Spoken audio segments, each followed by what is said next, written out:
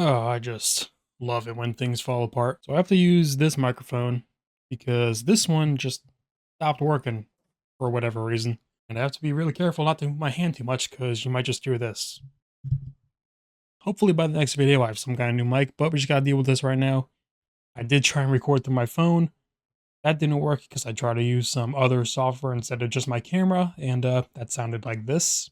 Something that's actually so fucking stupid is people just complaining, oh, this is the new Concord, blah, blah, blah. And for backup, I had this over there. I just turned the gain all the way up, and that sounded like this. Something that's actually so fucking stupid is people just complaining, oh, this is the new Concord, blah, blah, blah, blah. Hopefully this just sounds good. So today we're going to talk about Highguard. I do have a whole script back there that I've just been reading as I was doing the first recording. I just don't want to read through it again, so I'm just going to talk.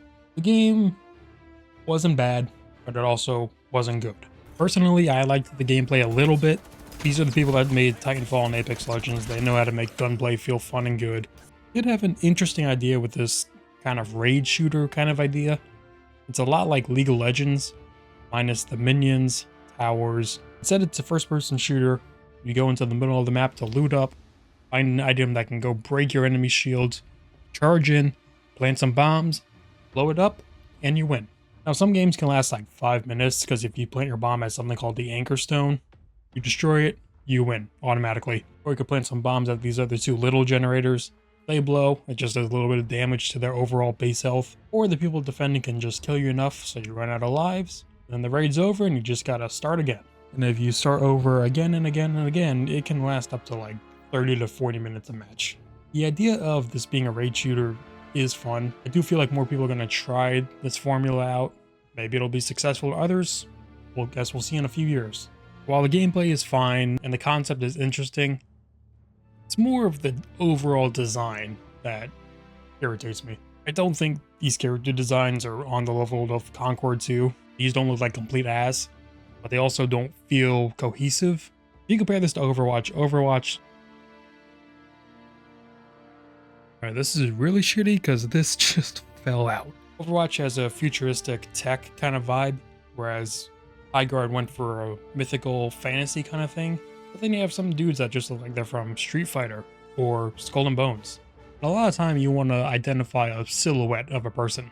If you were to put like a bunch of silhouettes of the characters up, you'd probably not be able to tell who's who. And since it's like a fantasy kind of thing, you could have gone a bit crazier with it. There's this one girl who shoots out tree minions. You could have made her like some eldritch tree being instead of just like a regular girl with a mask. Or their poster boy, the dude with lightning powers. He's just an average guy who can control lightning. Why not make it look like he got struck by lightning and have like lightning coursing through his veins? Could have had like a sick blue scar over his face. Give him some personality except just a stoic warden. Even the guns felt way too basic. It's like you have an AK-47, an RPG, a sniper rifle, a pistol. I feel like you could have just gone fuck crazy and made some weird ass mystical weapons or even bows. Throw in some bows in there. And a lot of the warden's powers are hit or miss. There's this one guy that puts up ice walls and turns into an ice monster. Then he does really slow attacks that does like a quarter or a third of damage to enemy health. There's this one dude who can pounce and then just scream at walls to break them. Or this girl that can go invisible and just go through walls. I should have stated earlier, I played like an hour when the game launched and then I played recently like a few more hours. They added 2 new wardens since I played last. But since then they also did do episode 2. I don't know what they planned to originally add in episode 2. I think they planned originally a warden per episode, but maybe they had one ready to go. They're just like, fuck it, throw them out. The game's closing anyway. Who the fuck cares? And one of those two is like a mix of Gibraltar and Lifeline. This guy should have just been in the main roster. He's the only medic, really. And even the whole gameplay mechanic of it being a raid game mode, I wish there were more ways to defend other than just reinforcing your walls and using the same things you've been doing the entire game. They would have added traps or turrets or anything really just to help you defend the base a little bit more. That would have been a bit more interesting, especially a better way to defend your anchor stone. People can just charge in there, plant the bomb, wait a minute and a half, and boom, game's over. And maybe different variety of game modes for destroying a base. Obviously here is like plant the bomb. Maybe if there would have been something like an NPC king that you have to protect or go kill, then that would destroy their base. Or you take the siege tower and you have to like keep pushing it into their base until like it just levels it or something. I don't know, maybe add some variety. or even like little small things around the map that you have to go explore. You would have had like little events that can like boost your skills or stats instead of just it being like a simple airdrop with a much better gun.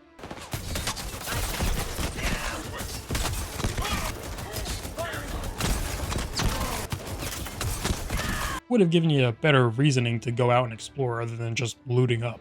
I will give them a little credit though for how quickly they were willing to update their game.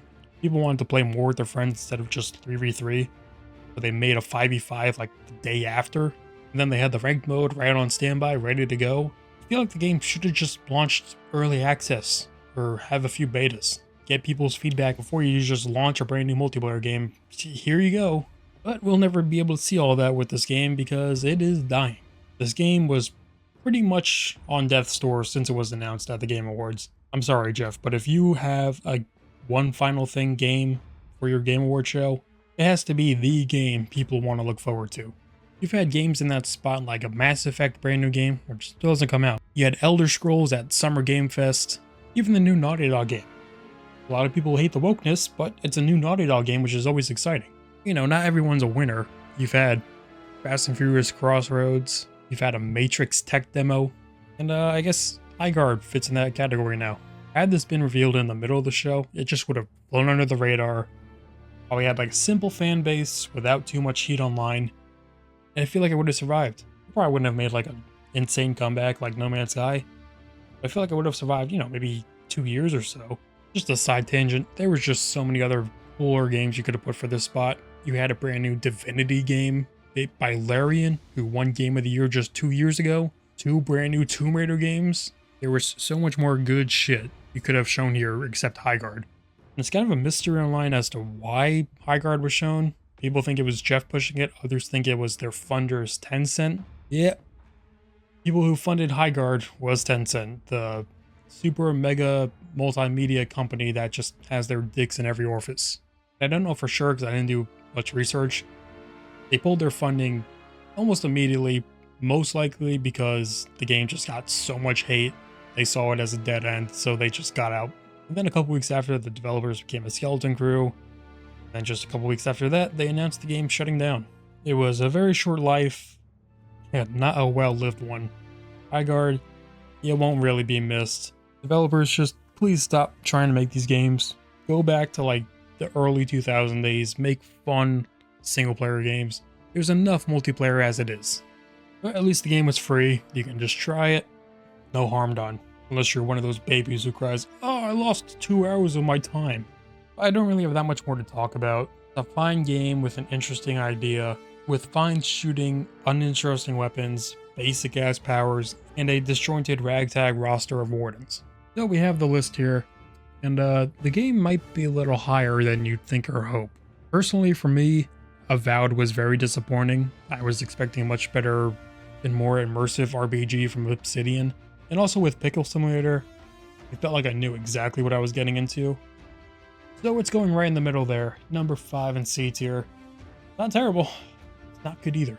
Just if I can, developers, a little piece of advice if you're trying to make games like Highguard. Put a little safety money in your back pocket. Make sure you have enough to sustain your company for 3 months after launch.